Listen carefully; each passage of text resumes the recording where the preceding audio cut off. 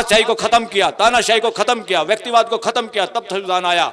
मगर अभी भी देश का प्रधानमंत्री नरेंद्र मोदी, उसको व्यक्तिवाद और तानाशाही और राजशाही में इतना इंटरेस्ट है, हर पेट्रोल पंप पे अपनी फोटो लगाए बैठा है। ये बदमाशी है, ये गुंडागर्दी है, ये संविधान की हत्या है, ये लोकतंत्र की हत्या है। ये चैलेंज है 140 करोड़ लोगों को कि मैं ही हूं, मेरी माँ इस तरह के आदमी को पैदा कर सकती है, बाकी माएँ बेकार हो, आप लोग बेकार लोग हो। ऐसी घोषणा करने वाले आदमियों का विरोध इस देश में करेंगे। यह बात नरेंद्र मोदी की नहीं है, यह बात किसी राहुल गांधी की नहीं है। हर वो आदमी जो व्यक्तिवाद को बढ़ावा देगा, ये देश उसका विरोध करेगा, क्योंकि संविधान में उसके लिए कोई जगह नहीं है।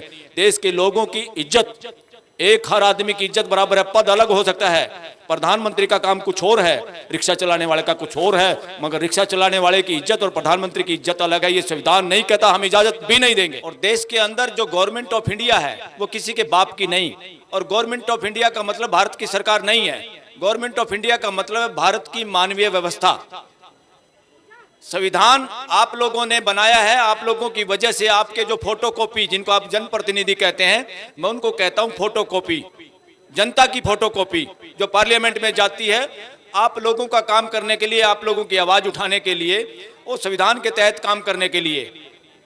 तो सबसे पहले तो इस देश में अगर कोई मालिक है, अगर कोई राजा है, तो वो इस देश के 140 करोड़ लोग हैं, बाकी कोई नहीं है। ना इस देश का चीफ जस्टिस, ना इस देश की सुप्रीम कोर्ट, ना इस देश की पार्लियामेंट, ना इस देश का कोई मुख्यमंत्री, ना कोई प्रधानमंत्री, कोई भी इस देश का राजा नहीं है। अगर इस देश में कोई राजा है भी, तो इस देश की जनता है, वो 140 करोड़ है, वो आप लोग सब उसमें शामिल हो।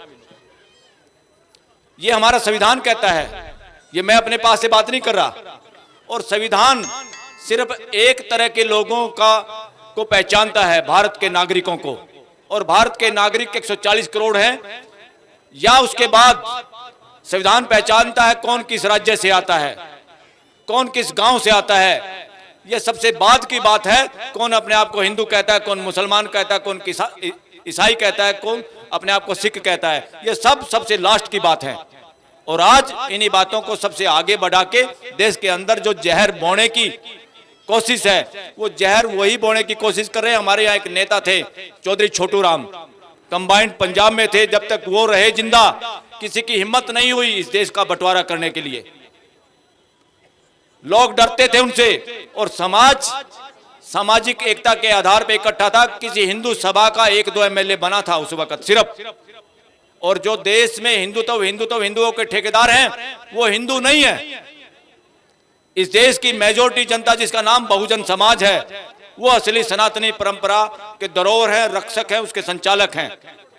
ये लोग चौधरी छोटू राम जो कहते थे कि 2 तरह के लोगों से बचना इस देश के लोगों को, 2 मानसिकता से, मंडी और फंडी। मंडी यानी वो व्यापारी जो किसी भी सूरत में अपने प्रॉफिट के लिए कम तोलता है, झूठ बोलता है, मिलावट करता है, ठगी मारता है, शोषण करता है। दूसरा फंडी, फंडी वो मैं इसमें सबको शामिल करता हूं, चाहे मंदिर में बैठा हुआ पुजारी हो, चाहे उस मानसिकता के लोग हों, चाहे मस्जिद में बैठा हुआ कोई मौलवी हो, चाहे गुरुद्वारे में बैठा हुआ कोई ग्रंथी हो, चाहे गिरजाघर में बैठा हुआ कोई फादर हो, चाहे ऐसे ग्रंथ कहानियां उसके ठेकेदार हों इन रिलीजन के, जो समाज में अंधविश्वास फैलाते हैं, जो समाज में सच्चाई के खिलाफ समाज को गुमराह करते हैं, जो अपने धंधे के लिए, अपनी रोजी रोटी के लिए, अपने व्यापार के लिए समाज का धार्मिक आधार पे, रिलीजन के आधार पे उपयोग करते हों, वही ताकतें आज देश में फिर सिर उठाए हुए हैं। देश का विभाजन इन्हीं लोगों ने कराया था, और हम लोग बहकावे में आए थे। तो आज दोबारा से अगर इस देश का विभाजन होता है, तो 1-2 टुकड़े नहीं, बहुत सारे टुकड़े होंगे। तो इससे बचाना है देश को, और देश के मालिकों को बचाना है।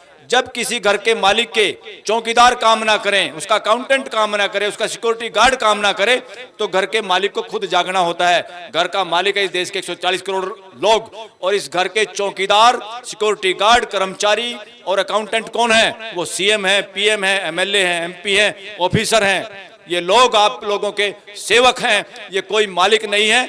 इन सब को, जैसे गाड़ी में जुड़ा हुआ झोटा, यूपी के लोग समझेंगे इसको, हरियाणा के लोग भी समझते हैं, बग्गी में जो झोटा होता है, भैंसा होता है, उसका कंट्रोल अगर बग्गी चलाने वाले के हाथ में नहीं हो, वो इधर उधर दाएं बाएं जा सकता है और आपकी गाड़ी को भी तोड़ सकता है।